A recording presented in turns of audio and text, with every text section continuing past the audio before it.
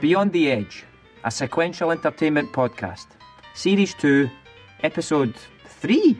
That means that there's Episodes 1 and 2. How come they didn't want me to do them?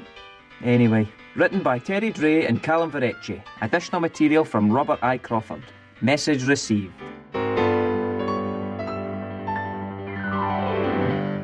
In the northwest of these British Isles, there lies a concrete jungle divided by the green and the blue. It's a world of ancient rivalry, and its indigenous inhabitants are extraordinary as they are bizarre. This is the land of the Nedus Glaswegius, and here we have a very special encounter. We are going to be able to observe the Nedus Glaswegius in his natural habitat, and he's about to greet another. All right, me man. Notice when he addresses his friend, he points out that the friend is smaller than him. Why he points this out is a mystery. Nobody knows. But let's see how the hoodiest mongoose responds. Hi, big man. Just going to the job centre, no. They want me to go out my pit at 11 o'clock in the morning and that. No, I live in, man. What are they thinking? You know what I mean? He recognises that he is indeed the smaller of the two, and of his inability to get his lazy bum out his pit or out of his bed. Have you packed everything for your time away? Yes, my dear. I've pressed your blazer jacket, and your hat is on the table next to the paper. Thank you very much. How long will you be sailing for this time again? Well, I'll be away for 5 months this time. Ah, yes. And you're sailing from? Well, we sailed from Southampton, and by tomorrow we should be well into the Atlantic Ocean, heading towards Hawaii. Darling, can I ask you a question? Certainly. We've been together now for over 30 years. When we first got together, you were a sea member on a Navy ship. Correct, and? Well, it's just that I've never heard such a story of someone who has that much experience working on the water to suffer such horrendous seasickness like yourself. You can't even talk about your job at length without you wanting to throw up. Darling, my job is my livelihood, and all I know is working on the ocean. And from the time I was allowed to join the Navy and sail across all the world's oceans, all I wanted to do, it's all I wanted to do. We go through the same routine every time you're set to leave. By the time I'm kissing you goodbye at the door, you're as white as a sheet.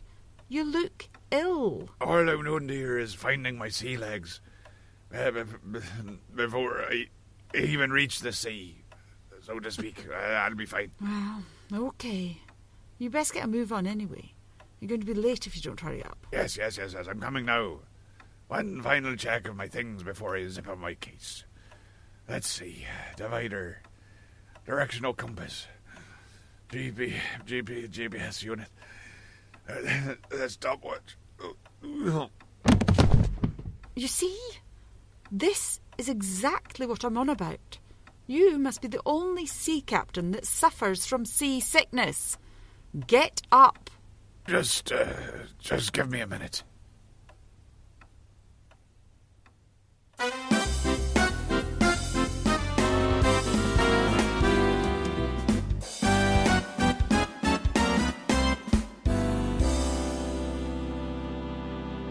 Hello, I'm Finlay Hayden, and this is Celebrity Bathrooms. This week, I'm in, wait for it, Jeremy Clarkson's bathroom. Oh, this is his main bathroom here in his massive farmhouse. Oh, there's 5 of them. Aye, 5.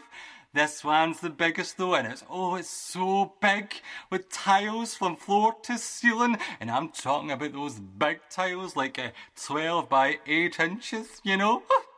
Then there's the his and hers everything. I didn't even know they did a his and hers B-Day. So there you go. Now, I'm sitting on the master throne. Oh, I can tell because it's massive. Oh, it's a massive, huge, big seat. It's very comfy and heated. Oh, aye, heated. Oh, what does that say about the size of Clarkson's arse? I'll leave that up to you to say. And who'd have thought that avocado was still a thing?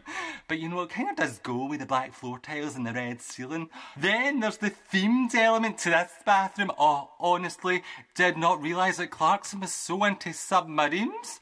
He's got all these pipes and dials and buttons and levers running up and down the walls and everywhere. Oh, I don't even want to think about where that periscope is looking at. Oh, well, join me next time when I make a visit to and spend a penny in another famous person's loo in celebrity bathrooms. See you!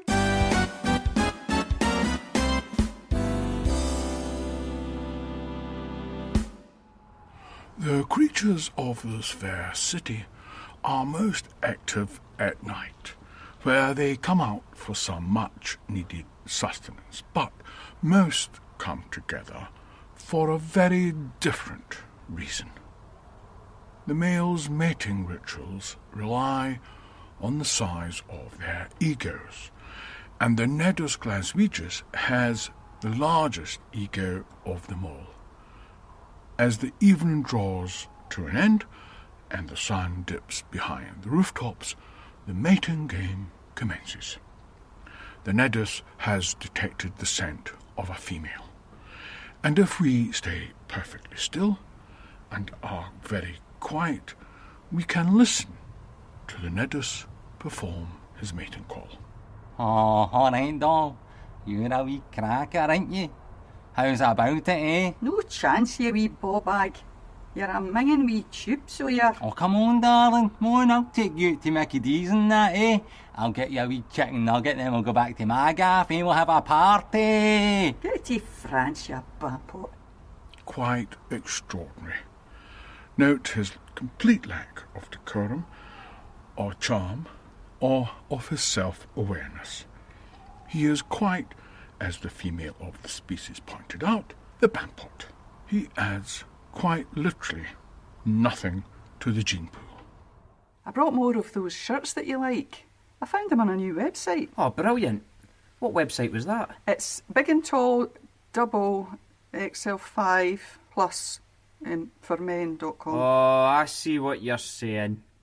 No more to be said. I know where I stand. But, Paul, you asked for those shirts. Got it. I'm picking up what you're putting down. Message received. Oh, Paul, not this again. Oh, don't you worry. I get it. Message received. Maybe you should just buy all my clothes from Tarpaulins Are Us, eh? That's it. Tarpaulins Are Us. Message received. Radio Craigs Hill. Radio Craigs Hill. Talk radio. Talk radio. Talk radio. Radio Craigs Hill. On the line now is Peter for East Calder. What do you want to talk about, Peter? Hello. My next door neighbour is putting his wheelie bin out in the night. OK. And this is the problem because... The bins don't get picked up till Friday, and this is only Wednesday. Is the wheelie bin obstructing your progress to conduct your evening stravage, Peter? Eh? Is your neighbour's wheelie bin in your way? No, but it's Wednesday. The bins don't get picked up till Friday. OK then. Thanks for your call, Peter, from East Calder. Now on Radio Craigs Hill is the hit song all the way from 1973. It's The Sweet and Blockbuster.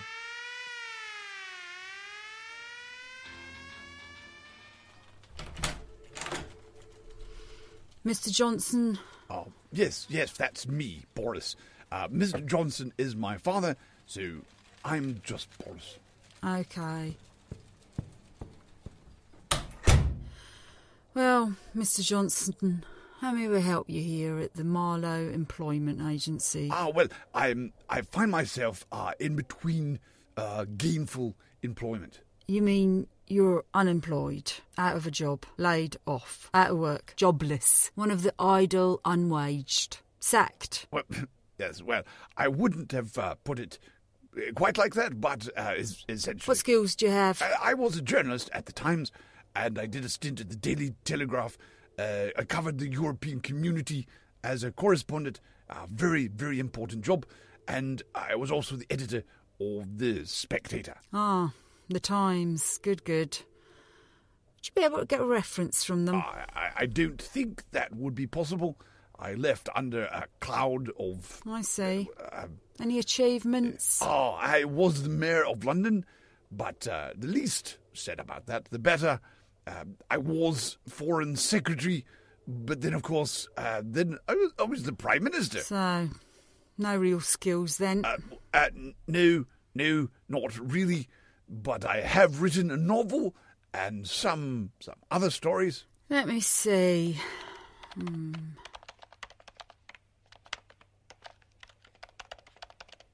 Local chip shop. It's looking for a counter server. Any experience with the public? Yes, as I said, I was the Foreign Secretary, Mayor of London, and Prime Minister of Great Britain. Well, pays minimum wage. Is that cash in hand, by any chance? No, I'm afraid not. You'll also need a current UK bank account and some ID. A passport would suffice. Yes. I have my nice blue passport. Yes, blue passport. Is there anything else? I was Prime Minister. Not at the moment. But with the chip shop, you do get as many chips as you like. Pity. No cash in hand. I am really looking for a cash in. But, as many chips as I like, you say? I don't know who you are. I don't know what you want. I do have a particular set of skills. Skills I have acquired over a very long career. Mark my word, I will hunt you down. I will find you. If you are over 50, I will sell you the best life insurance policy you will ever need. Do you promise to love him in sickness and health? I do. Do you promise to love him till death do you part? I do. Do you promise to order your own chips if you want them, instead of saying that you don't want chips, then asking to taste his, and then helping yourself to roughly half of them? What? Wait, who wrote these vows? Just answer the question, eh?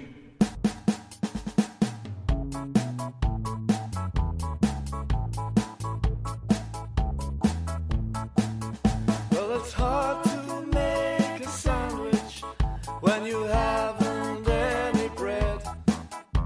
It's hard to be a zombie when you're not really dead. It's hard to fire an arrow if it hasn't got a shaft. And it's hard to love a woman like you when everything I say is daft. Well, it's a hard job, but someone's got to do it. It's a hard job, but someone's got to do it. It's a hard job, but someone's got to do it. Guess it might as well be me. It's hard to solve a riddle if you haven't got a clue.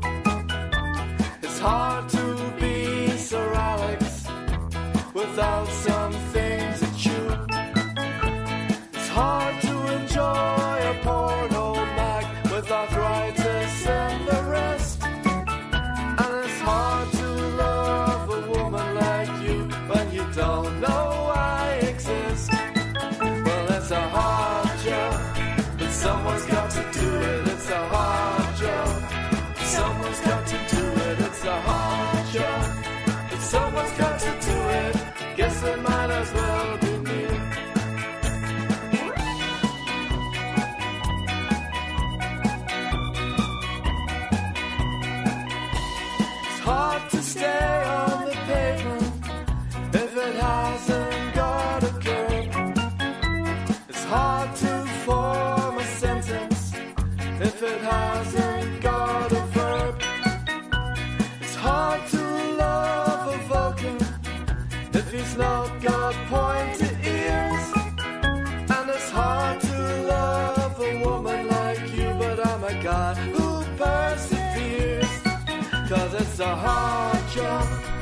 someone's got to do it, it's a hard job.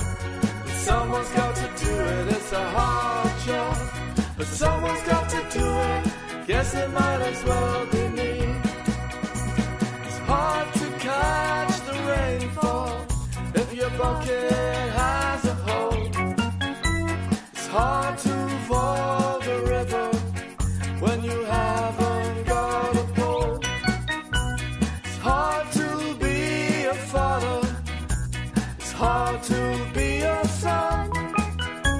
It's hard to love a woman like you when all is said and done. And it's a hard job, but someone's got to do it. It's a hard job, but someone's got to do it. It's a hard job, but someone's got to do it. Guess it might as well be me. Well, it's a, but someone's got to do it. It's a, but someone's got to do it. It's a hard job, but someone's got to do it. Guess it might as well be me.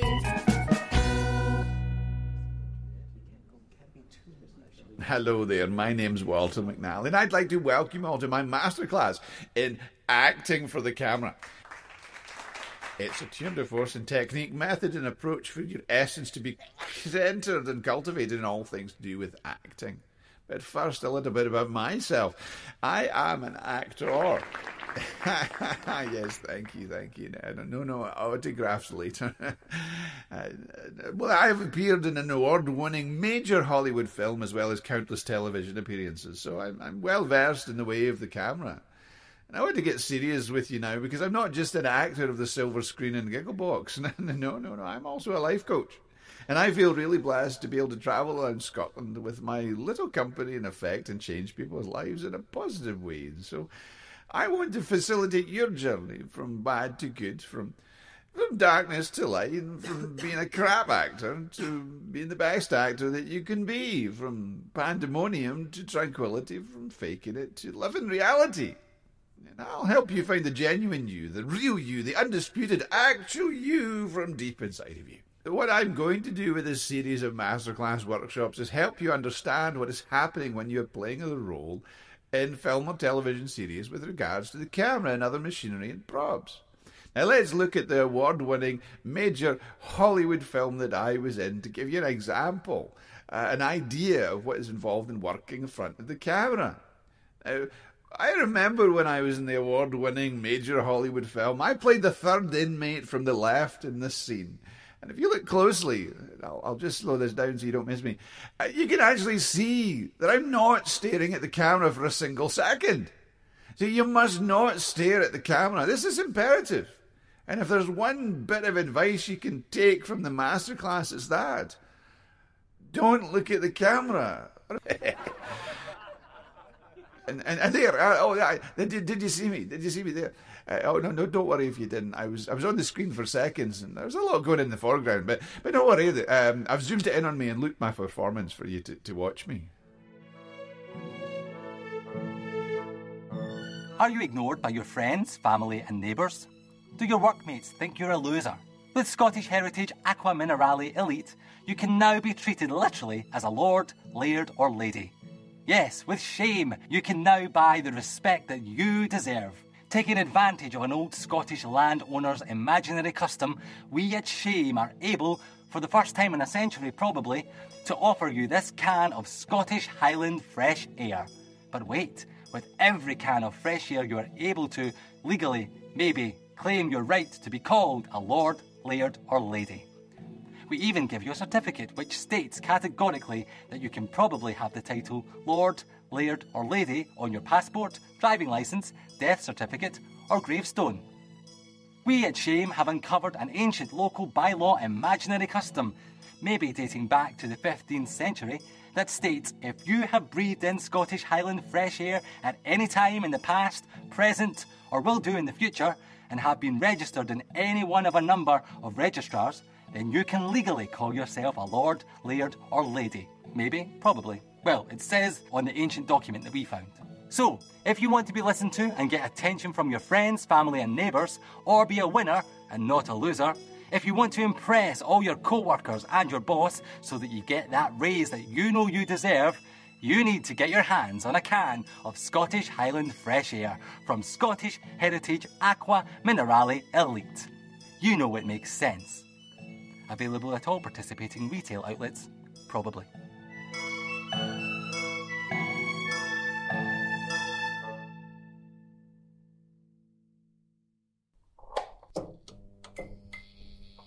This should be interesting. The Nedus Glaswegius is being questioned by law enforcement. He has been accused of taking a woman's purse without her permission. Let's see how the Nedus deals with this situation. Right, you wee tube. We know that you nicked that woman's purse. No, man, wasn't me? Aye, it was. No, wasn't he? It seems he has the situation under control. We've got you on CCTV. No, I've never been on TV, know what I mean? TV. No, you dunderhead. CCTV. Oh, it's BBC TV. Who's the dunderhead now?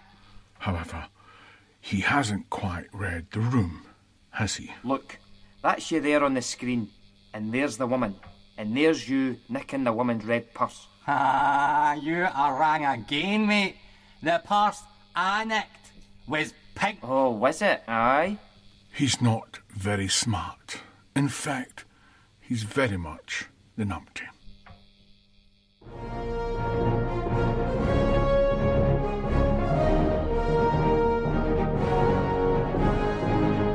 Wow, this is some place you've got here, Batman. Hey kid, will you stop touching things? I have very sensitive equipment here in the Batcave. I just wanted to see what that button did. Well, just stop it. Lighten up, Batman. He's just a kid. Hey, I'm not a kid. Oh, honey, but you are. That's not fair. I'm a superhero crime fighter. I risk my... Will you stop complaining, kid? Wonder Woman's right, but we've got bigger problems. I brought you here because this machine suddenly appeared out of nowhere. Out of nowhere? Like, just appeared? How do you think it got here, Batman? Don't know how it got here, don't know who put it here, but it's dangerous. My spidey senses are telling me that it was teleported here from my enemy, Green Goblin. I don't think so, Spider-Man. I think it's my evil foe, Dr. Psycho. He has the means to manifest this terrible machine in our hideout. It's not our hideout. It's my Batcave. And this device has been sent here to thwart me. With all these buttons on the front and digital readout, it could be a bomb. I think it could be a miniature dimensional portal, a gateway to another realm. I've seen this kind of thing before, and Dr. Psycho was behind it. There are blinking numbers, and when you press the buttons, they make a beeping noise. See? Excuse me, sir. I took the liberty of presuming that you would all need some lunch. Right. Oh, it's a microwave. It's a microwave. What's a microwave?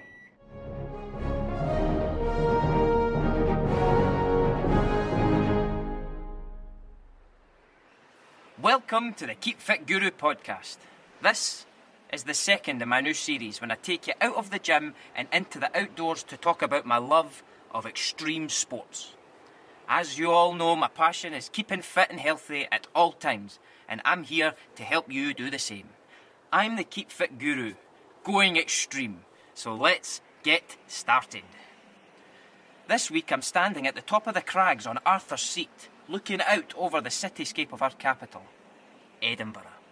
It's 5 o'clock in the morning, and I'm watching the sun rise, and it's amazing. Why am I here, you ask?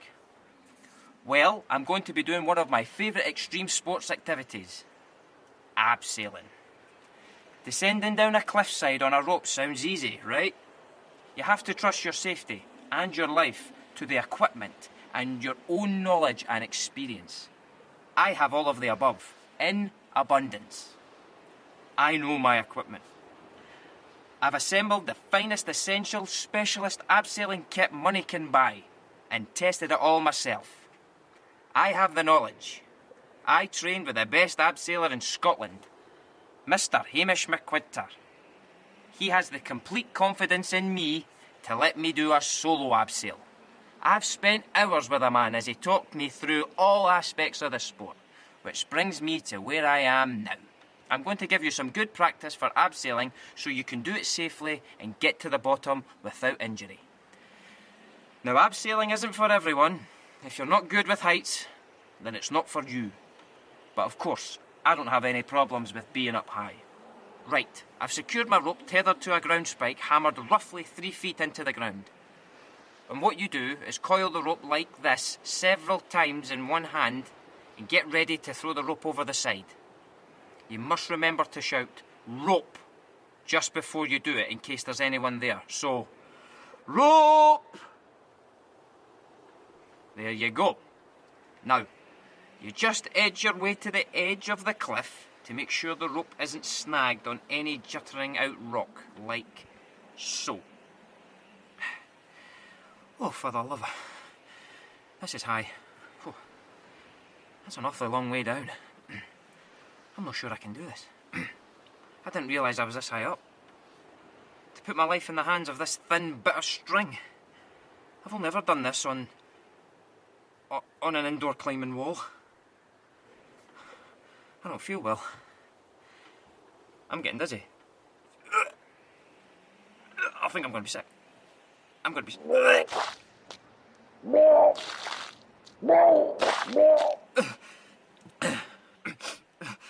I'm blacking out.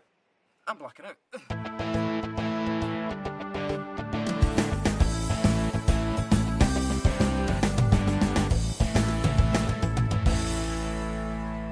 Thank you for letting me join your dog training school. My little Charlie's very shy around other dogs. Oh, you're welcome. He's a cutie. What breed is he? You know, I'm not sure. I got him from the canine rescue place. I think he's a cross between... That's a cross between a Yorkshire Terrier and a Bernese Mountain Dog. Very practical, good for kids, but can always be used to get rid of rats and mice. Stephen Seagull. Wow. How do you know so much about dog breeds? I was a master dog breeder and trainer for 21 years. All right. Stephen Seagull, is there anything you don't know? No. Now, let's watch our Neddis as he tries to forage forward. But, being in the presence of a female, he can't quite help himself from trying it on. Sit in or take away? I'll sit in with my food and then take you away. What you want? He doesn't have a chance. But let's see what he does now. A number one meal with a cooking that, no? That's a belter of a meal, man. Belter. $6.99. Anything else? Aye. Here's your number. In your dreams, you mock-it gimp. $6.99. I'll give you a 5-spot. $6.99. A fiver. And I'll give you a swally. My venal collapse on that. How's about that for a bargain, doll? Gonna know you, Jakey Mong. $6.99, or you can get a free ride in a police car. Oh, you're just plain hard to get, doll. Come on, back to my gaff. Me and you, right now. I've never seen such a complete and utter numpty. He can't quite seem to decide whether he wants to eat or mate. With no morals, a complete disregard for females and society, no respect for the law, and a complete liar. I wonder if he'd like to run for Prime Minister.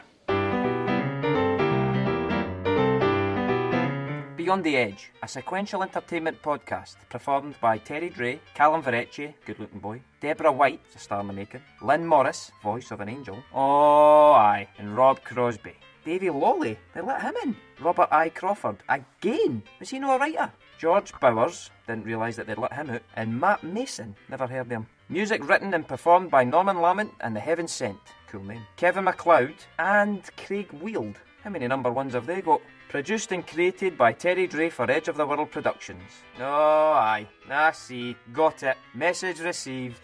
Message received.